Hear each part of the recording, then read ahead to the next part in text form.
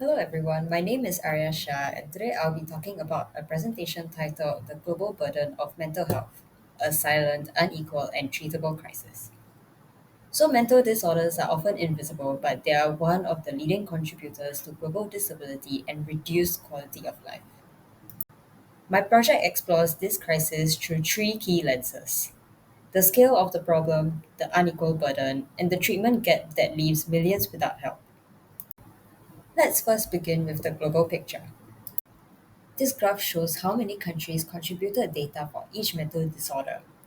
Each bar represents a disorder with colors indicating its broader category. There is substantially more data for substance use disorders such as cannabis and cocaine use, likely because they are easier to detect and record. In contrast, personality, eating, and anxiety related disorders have limited data, suggesting underreporting or challenges in diagnosing and collection. Next, this graph shows that anxiety and depressive disorders have consistently been the most prevalent from 1990 to 2019. Although awareness and openness around mental health have improved, the overall prevalence has barely changed. This suggests that despite reduced stigma, many individuals still do not receive the support or treatment they need, highlighting a major gap that must be addressed. Now, let's move on to the inequalities on who suffers the biggest burden from mental disorders. Before looking at the data, it's important to understand that DALYs, or disability adjusted life years, measure how much a disorder reduces quality of life. So, higher DALYs mean a greater burden. When comparing across income groups, low income countries show higher DALY percentages for depressive disorders, reflecting limited access to mental health care.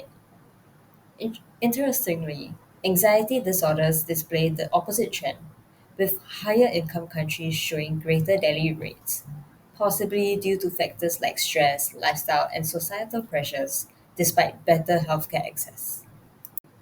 When we focus specifically on depression and anxiety, these inconsistent patterns become even more apparent.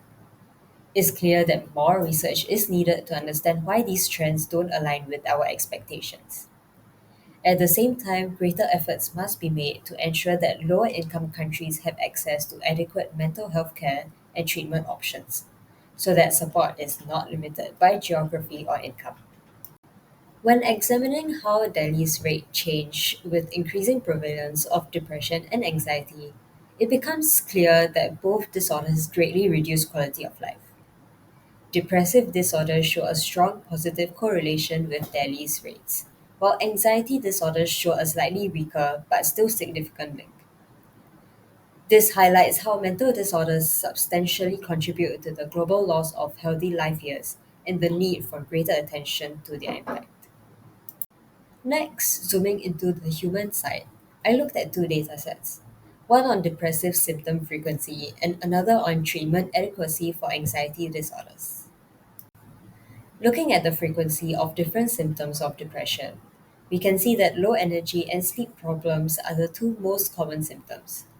More than half of individuals with depression experience low energy for several days, and about one third report sleep difficulties too. This highlights how deeply depression can impact daily functioning and overall quality of life, and further emphasizes the importance of improving access to effective mental health treatments. Lastly, let's look at treatment adequacy for anxiety disorders. From the graph, we can see that developed countries like the United States receive significantly more adequate treatment compared to less developed countries such as Colombia and Lebanon. This further highlights the clear disparity in mental health care access across different levels of development. It's important to remember that mental disorders do not discriminate. They can affect anyone regardless of income or background. Therefore, ensuring equal access to proper treatment is essential if we truly want to reduce the global prevalence and burden of mental illness. Overall, mental health remains an area that is often overlooked, and much more effort is needed to ensure that fewer people continue to suffer in silence. And with that, that is the end of my presentation, and thank you so much for listening.